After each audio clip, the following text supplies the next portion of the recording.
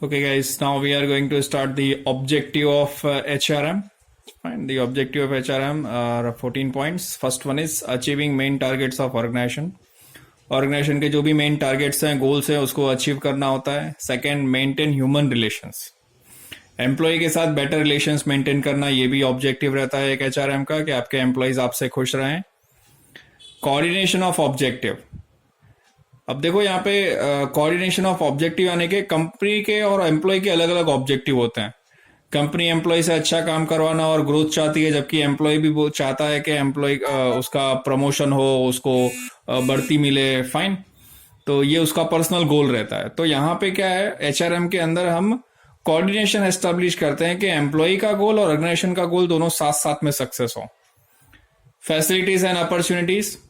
तो HRM provide several facilities to employ which are very essential for their well being and comfort.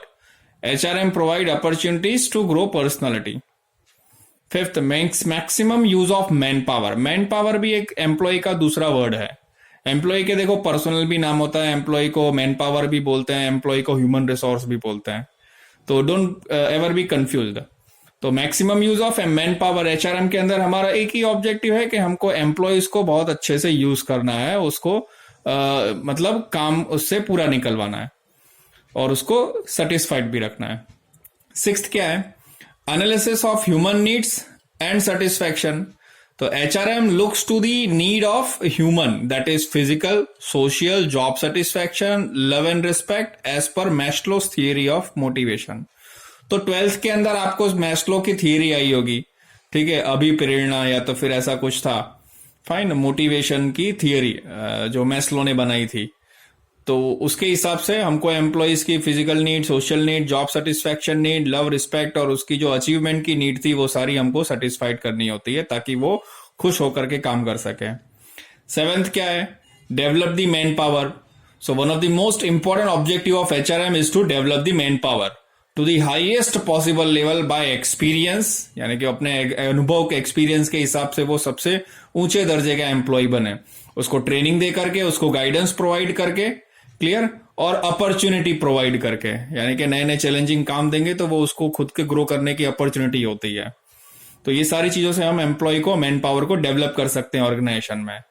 8th क्या है, to increase मोराले. मोराले यानी कि उत्साह, अंदर की खुशी. HRM create and maintain morale of the employ when HRM frames organisational structure, gives justice in decision making process, develop man power potential etcetera, naturally moral is going to increase. तो वो अपने employ के अगर खुद के उसके goals को, उसके नीड्स को अगर फोकस करेंगे तो एम्प्लॉय का मोरल फाइन काफी हाई होगा, उत्साहित होकर काम करेगा. 9th वन क्या है, participation in management. HRM create real partners by providing opportunities to participate trained and developed employees who have their real voice and true opinion in the growth of organization. तो participation in management यानी कि कुछ experience और highly talented employees को हम लोग management के decisions लेने के लिए उसको हम लोग इंक्लूड करते हैं मीटिंग में, और उसके सजेशंस और आइडियाज को हम लोग सुनते हैं, और ताकि उसके एक्सपीरियंस का जो बेनिफिट है वो पूरी ऑर्गेनाइजेशन को मिले.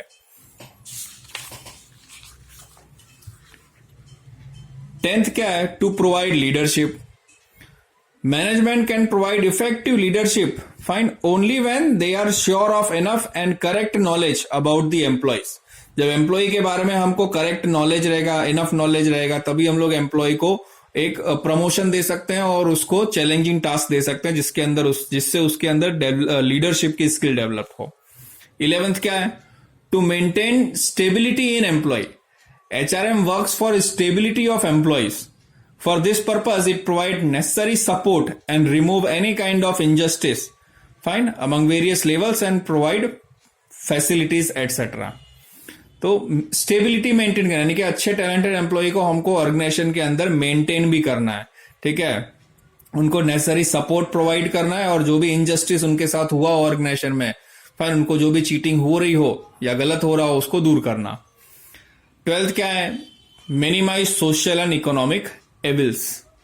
तो जो भी सोशल या इकोनॉमिक एविल्स है, HRM manages to remove unemployment, laziness, injustice, centralization of economic power, undue influence, corruption, ये सारी चीजें जो सोशियो इकोनॉमिक एविल्स हैं, जो बुराइयां हैं, उन सबको दूर करता है ये एचआरएम। हार्ड वर्क एम्प्लॉय से करवा करके उसकी लेजीनेस दूर करता है, ठीक है, उसको बढ़िया से पे प्रोवाइड करके उसका इकोनॉमिक डेवलपमेंट करता है, फाइन। और दूसरा क्या, अनएम्प्लॉयमेंट हम लोग रिमूव करते हैं, ऑर्गेनाइजेशन है अच्छे अच्छे टैलेंटेड एम्प्लॉय को अपॉइंट करके अनएम्प्लॉयमेंट से इरेडिकेट करने का काम करते हैं, ठीक है। और जो भी अनड्यू इन्फ्लुएंस है, फाइन, अगर एम्प्लॉय की परफॉर्मेंस हम लोग इवेल्युएट करते हैं तो जो बाहर के दूसरे लोग एम्प्लॉय के बारे में कान करते हैं, वो सारी चीजें को हम नेग्लेक्ट कर सकते हैं। ये सोशल और इकोनॉमिक एविल्स को हम लोग दूर कर सकते हैं, फाइन।